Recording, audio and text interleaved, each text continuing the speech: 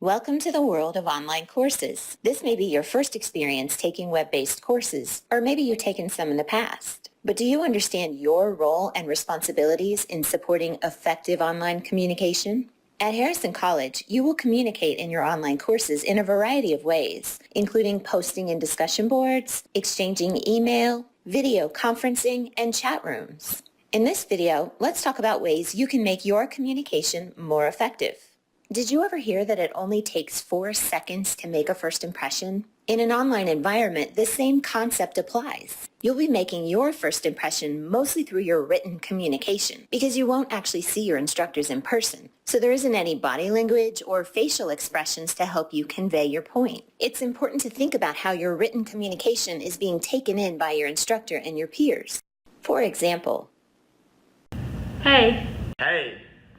Most of the time, when someone shouts "hey" to you, it's friendly and commonly used as a greeting in person. However, in an online course, typing this greeting in a discussion board or an email can come across as a little rude, and typing in all caps means you are shouting. You'll want to approach this a little differently in your online courses. Let's talk about discussion boards.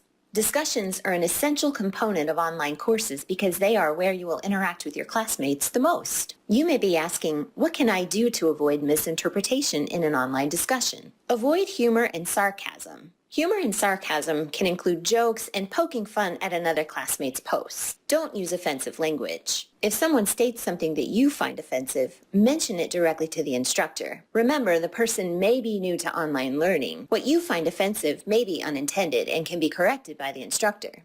Messages may often appear perfectly clear to you as the writer, but turn out to be confusing to another reader. One way to test for clarity is to read your message aloud to see if it flows smoothly. Be concise when possible. If you have several points you want to make, it might be a good idea to post them individually using bullets in a more focused message. And lastly, think carefully about the content of your message before contributing to the discussion. Once sent, there is no taking it back. Email is a valuable communication tool that is widely used in academic and business settings. But poor communication in an email can create some challenges. Miscommunication can easily occur when some basic rules aren't followed.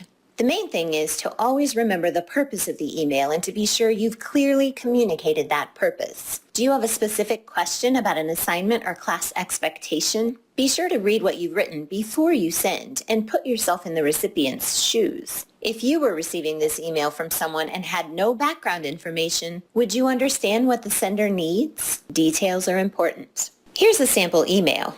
Do you recognize any problems with it? Well, for starters, remember that "hey" is not professional. Remember to use a proper greeting that includes "Dear Mr. or Mrs." That's the best way to say hello. It's important to include your instructor's name in an email communication. Remember to use full sentences and no text speak. And it's important to check spelling. Try not to ask for information without first checking whether your instructor has already made it available to you. For example, your syllabus has all of your instructor's contact information.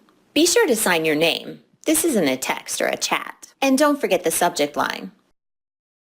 As a new student, you'll be in learning mode, and your communications may not be perfect out of the gate. So listen to your instructors when they offer feedback to help you get better. Be a good receiver of communication as well, and try not to get offended or upset when you receive a message that may have been poorly written. Always give others the benefit of the doubt. They're learning too, and nobody's perfect. For more great tips on effective communication, check out the additional resources section just below this video.